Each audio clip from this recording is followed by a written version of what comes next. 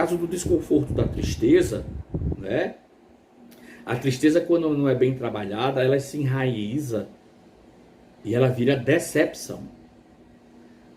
Quando você conversa com uma pessoa que não só está triste, mas já evoluiu para uma decepção, você vê ali nitidamente uma tristeza aumentada. É isso que eu digo, a decepção é uma tristeza cristalizada, né? Aquilo fica. E a decepção, por sua vez, se não for tratada, ela pode gerar prostração. É assim, ó, já que tá, que vá. Tô nem mais aí. Você abandona o tratamento da tristeza e você fica prostrado. E isso vai acontecer o quê? Vai acontecer luto, né? Toda vez que a gente se prostra, alguém ou algo morreu. Nem que seja necessariamente a morte física, mas morreu para você. Aquela pessoa perdeu o valor para você, que você dava para ela, né? Embora ela ainda tenha. Então você vai viver um luto. E isso precisa ser encarado como luto. É muito comum em consultório as pessoas chegarem com tristezas que a gente precisa mostrar a essa pessoa que ela precisa viver o luto daquilo que ela matou ou daquilo que morreu sem ela querer que tivesse morrido. Muito bem. Vamos falar um pouquinho mais sobre as emoções secundárias? Olha só, as emoções secundárias, elas também podem ser chamadas de sociais ou adquiridas. Certo? Muitas pessoas vão dizer, as emoções adquiridas, toda vez que você escutar o termo as emoções adquiridas, eles estão se referindo às emoções secundárias, nunca às emoções primárias, porque as emoções primárias a gente já nasce com elas. Tá? E elas também podem ser chamadas emoções sociais, porque a maioria das emoções secundárias, elas são elas que permitem o nosso bom convívio, o desdobramento das nossas relações, né? As emoções secundárias, elas são impostas pelas heranças familiares. Por quê? Porque imposta que eu digo é que muitas vezes a gente não tem alternativa de vivenciar outras coisas na nossa infância.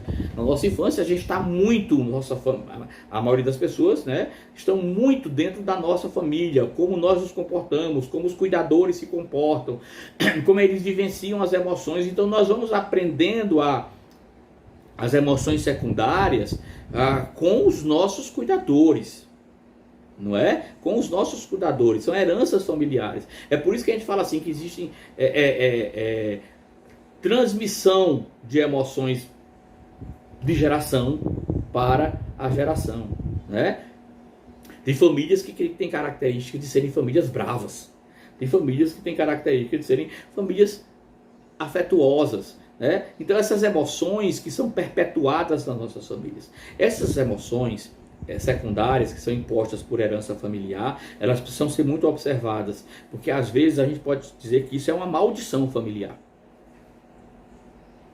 né? São emoções que são perpetuadas pelo comportamento dos cuidadores e que elas se perpetuam disfuncionalmente, e é preciso interromper a trajetória dessas emoções que vem vindo desde não sei quando, e muitas vezes é por isso que as pessoas assim, agora está fazendo terapia, está se achando, sabe de tudo, inclusive está rejeitando o que pai e mãe faz. Muitas vezes quando vocês escutam isso, é porque a pessoa está identificando que as emoções que foram perpetuadas e incentivadas naquela família são emoções disfuncionais que causam muito estrago. Por exemplo, famílias que não têm capacidade de desenvolver afeto. Né? Então são famílias muito educadas, muito polidas. Você entra na casa, a casa é limpa, é bonita, você gosta de ir naquela casa, mas o ambiente é frio. Não há afeto. E isso vem de geração a geração. E aí os cuidadores dizem assim, você está reclamando de quê? Você tem casa, tem comida, tem escola paga, tem isso, mas não tem afeto. Os pais não paternam, as mães não maternam, os cuidadores não cuidam. Ali há uma excelente empresa familiar. Ali existem excelentes administradores, líderes e liderados, mas não existe um lar. Existe uma casa, não existe um lar.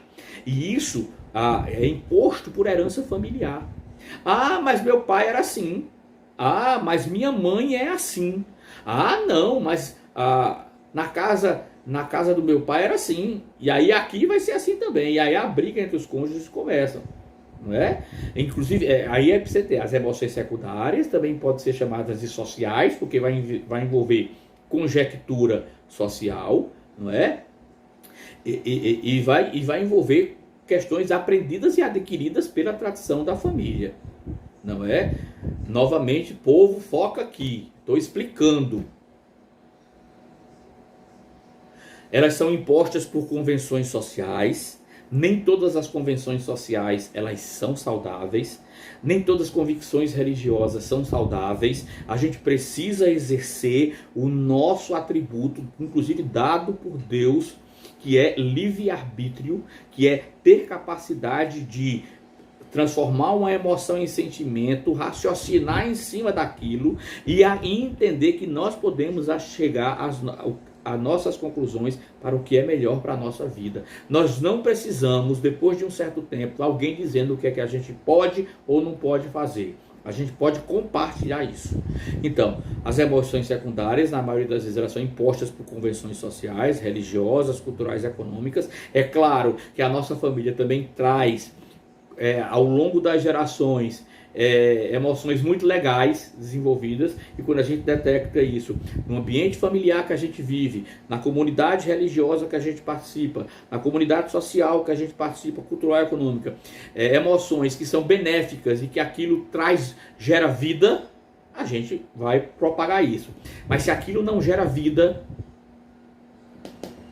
a gente precisa interromper aquilo, porque o que não gera vida pode gerar morte, ou pode gerar inércia.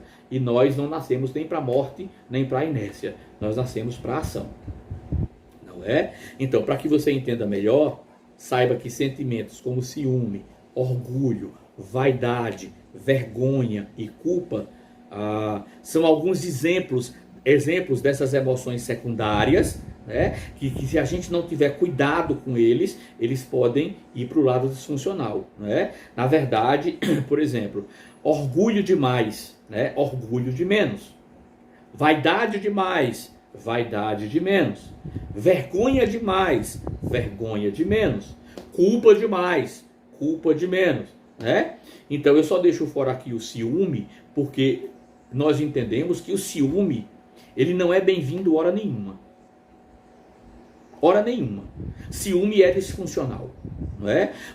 Qualquer relação que se estabeleça, eu não estou dizendo que eu não posso sentir um ciúme, mas se eu deixo esse ciúme tomar conta, ele já é disfuncional. Então muitas pessoas querem trocar a palavra ciúme como cuidado, como zelo. Não, cuidado é uma coisa, zelo é outra. Ciúme já é uma manifestação de desconfiança e muitas vezes sem motivo.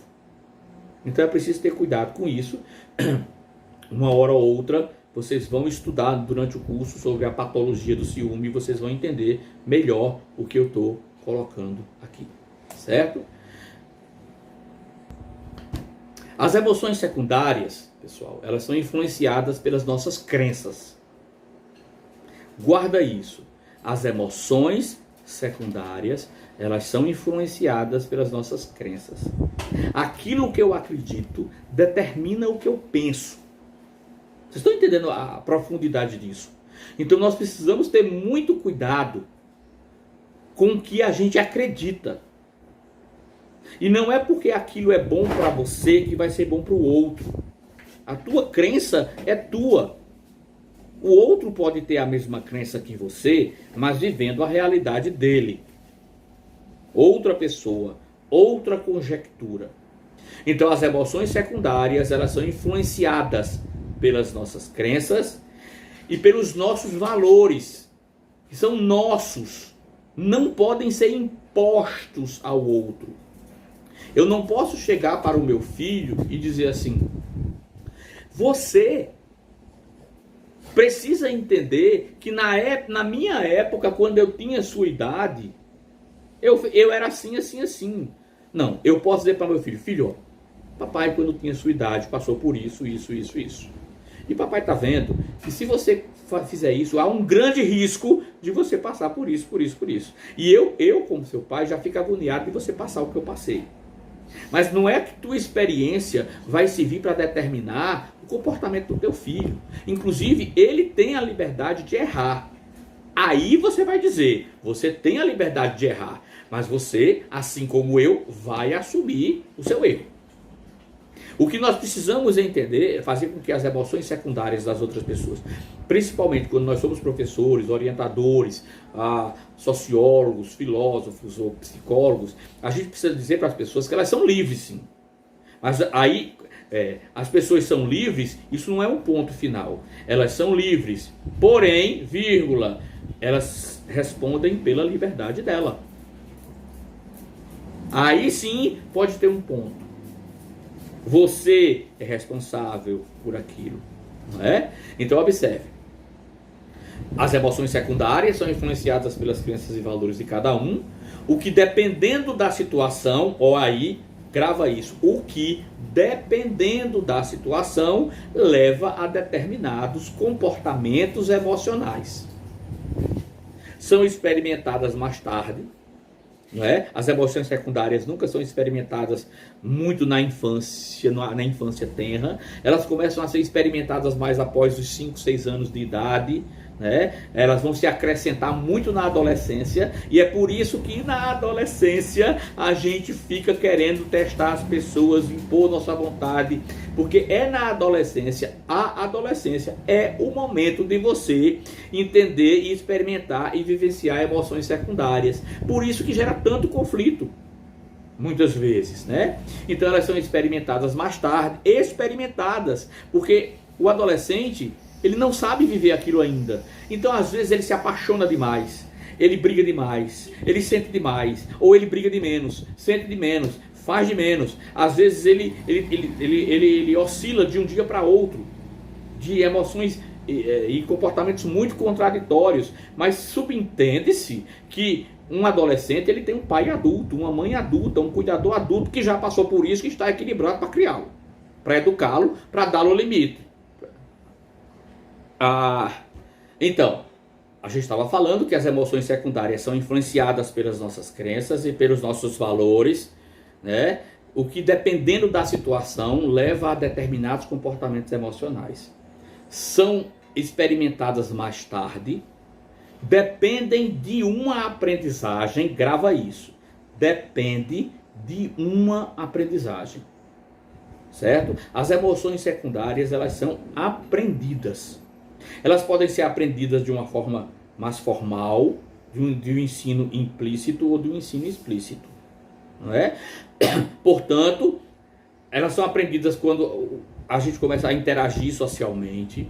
Ela vai implicar numa avaliação cognitiva. As emoções secundárias, elas já são pensadas, elas podem ser expostas, elas podem ser analisadas, você pode chegar a conclusões sobre ela, sobre a situação que ela nasceu, quando ela nasceu. Por isso que muitos traumas que foram originados por emoções secundárias podem ser mais rapidamente trabalhados do que traumas que foram originados por emoções primárias, de que a gente não sabe exatamente onde, nem quando, nem por que começou.